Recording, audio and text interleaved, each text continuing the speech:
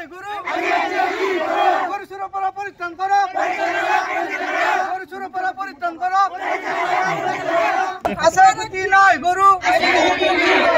গরু সুর পরা পরিত্রাণ করো গরু সুর পরা পরিত্রাণ করো আশা গতি নাই গুরু আশা গতি নাই গুরু আশা গতি নাই গুরু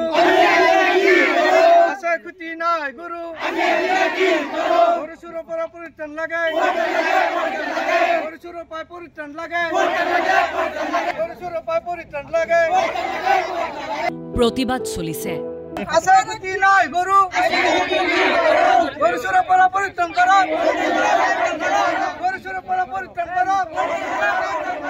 অভিনব প্রতিবাদ গরু সুর পরা পরিত্রাণ লাগে গরু সুর পায় পরিত্রাণ লাগে কেৱল প্ৰতিবাদেই নে এই সকল বয়স্ক লোকৰ চকুলৈও লোতক নামিছে আশা গতি নাই গুৰু গৰু সুৰ পৰা পৰিত্ৰাণ কৰো গৰু সুৰ পৰা পৰিত্ৰাণ কৰো আৰু এতিয়া প্ৰতিবাদ হৈছে গৰু সুৰ পৰা পৰিত্ৰাণ লাগে গৰু সুৰ পায় পৰিত্ৰাণ লাগে আছে খুটি নাই গৰু এতিয়া আমি কি কৰো ৰাইজৰ এই প্ৰতিবাদৰ কাৰণ আছে প্ৰথমতে চাওক এইখন গাঁও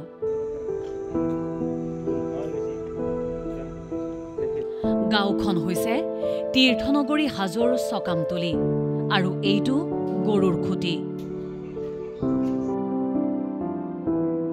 খুটি এতিয়াও দং নাই এটাও গৰু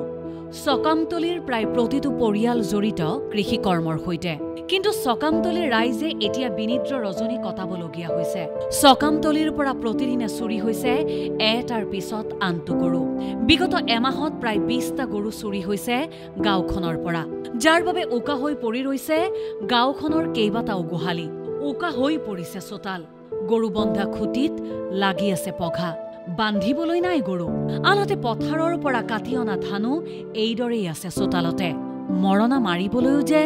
নাই গৰু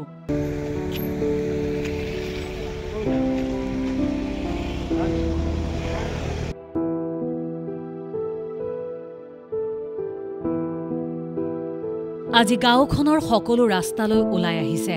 মনবোৰ মৰা অৱশেষত ৰাইজে ললে প্ৰতিবাদৰ সিদ্ধান্ত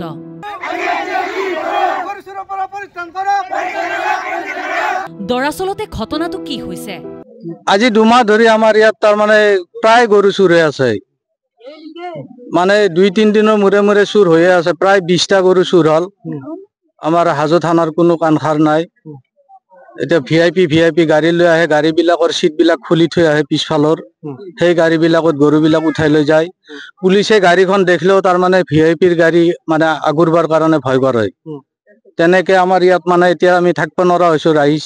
কেইবাগৰাকীও ভুক্তভোগীয়ে জনালে ব্যক্তিগত সংকট এই বেমাৰী মানে ৰাতি 2টা বজাত উঠো 3টা বজাত উঠো কেতিয়াবা 2টা উঠো পঢ়া দি থকা মানুহ কালি মোৰ বেমাৰে পৰিছো কালি কৰি দিতে চল কৰি ৰৈছি মই তা হিকলিও মাৰছো কিন্তু তালা কাটি হিকলি কাটি তালা ভাঙি সেইবিলাক কৰি থকা সদায় ওচৰৰো ঘৰত 2টা নিলাই কিন্তু তেওঁলোকৰ 2টা নিয়াৰ লগে লগে অলপ গম পোৱাৰ লগে লগে হাৰি গেল এই সকল কৃষক ৰাইজৰ বাবে গৰুৱে ফিক্স ডিপজিট কোনোবাই ঘৰ বন্ধাৰ বাবে আন কোনোবাই ব্যক্তিগত সমস্যা সমাধানৰ নিমিত্তে লালন পালন কৰে গোধন তোমরা কিটা ডাঙারে বেশি পয়সা পাম এই মই ঘর বানছল তো খাওয়ানো ওরা তুই ভাবছিলি চিংকি খান লগাম এতিয়া সংকটত এই গাঁওবাসী কোনে শুনিব এওঁলোকৰ দুখৰ বেদনা কোনে দিব নিৰাপত্তা গোধন সুৰক্ষাৰ কথা কোৱা চৰকাৰ বাহাদুৰো গো ৰাজনীতি কৰাত ব্যস্ত থকাৰ সময়ত এই সকল খেতিয়ক ৰাইজৰ দুৰ্দশাৰ জানো অৱসান আশা কৰিব পাৰি ব্যুৰো ইনপুটৰ সহযোগত নিউজ ডেস্ক ৰিপৰ্ট দেশ টুডে।